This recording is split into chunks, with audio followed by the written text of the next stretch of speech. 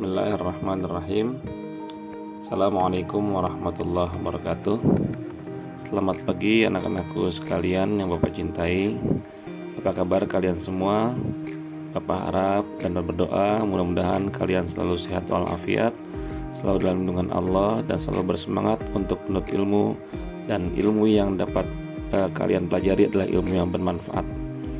Baik anak-anakku sekalian, pada kesempatan kali ini kita akan mempelajari materi tentang makanan dan minuman yang halal dan yang haram, serta menjauhi yang haram.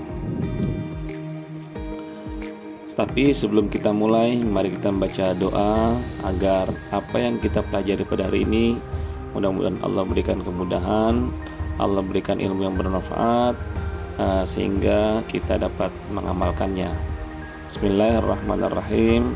Rabbi syrah li sadri wa yassir li amri wahlul 'uqdatam min lisani yafqahu qawli. Rabbi zidna ilma warzuqni fahma. Allahumma aghnina bil ilmi wa zayyinna bil hilmi wa akrimna bit taqwa wa jammilna bil afiyah. Amin ya rabbal alamin. Baik anak-anakku sekalian, semua jenis makanan yang berasal dari tumbuh-tumbuhan, buah-buahan maupun binatang hukumnya adalah halal, kecuali jika ada dalil Al-Quran atau hadis yang mengharamkannya. Jadi selama tidak ada dalil yang mengharamkan, maka makanan tersebut adalah makanan yang dihalalkan oleh Allah Subhanahu wa Ta'ala. Makanan yang halal adalah makanan yang boleh dimakan menurut ketentuan syariat Islam. Bagi seorang muslim, makanan yang dimakan harus memenuhi dua syarat. Yang pertama adalah makanan itu harus halal, dan yang kedua thayyib. Halal di sini berarti diperbolehkan berdasarkan ketentuan syariat Islam, dan thayyib artinya makanannya mengandung nutrisi, bergizi dan menyehatkan sehingga kita dapat beribadah kepada Allah Subhanahu wa Ta'ala. Berikut ini adalah contoh-contoh makanan yang dihalalkan oleh Allah Subhanahu wa Ta'ala.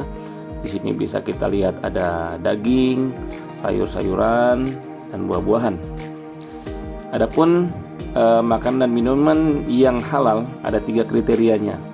Yang pertama adalah dari halal segi wujudnya atau zatnya, yang kedua adalah halal dari segi cara mendapatkannya, dan yang ketiga adalah halal dalam proses pengolahannya.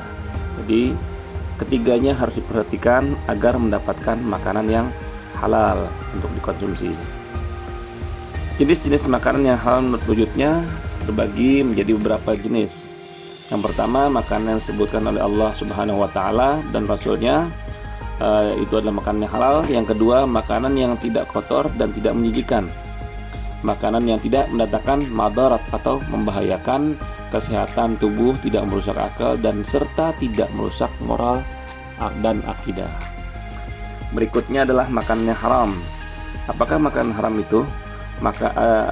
Makanan yang langsung atau ada tertera dalam Al-Quran, seperti dijelaskan dalam surah Al-Ma'idah ayat 3 yang bunyinya Harimat 'alaikumul maitatu waddamu walahmul khinziri wa ma uhilla li ghairillahi bihi wal munkhaniqatu wal mawqudatu wal mutaradiyatu wan natihatu wa ma akala sab'u illa ma dzakaitum wa ma dhubiha 'alan nusbi wa an tastafihu bil azlam dzalikum fisq, yang artinya diharamkan bagimu makan bangkai darah babi, hewan dan sembelihan bukan sama Allah ilal akhir. Berikutnya adalah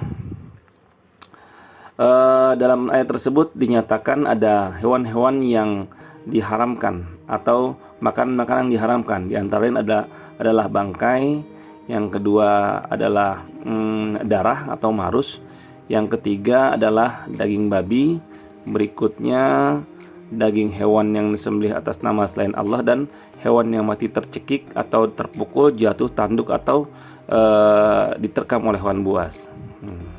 Berikutnya yang termasuk makanan yang diharamkan adalah semua jenis makanan yang mendatangkan madarat, makanan yang menjijikan, dan makanan yang diperoleh dengan cara yang batil. Nah, berikutnya adalah minuman yang halal.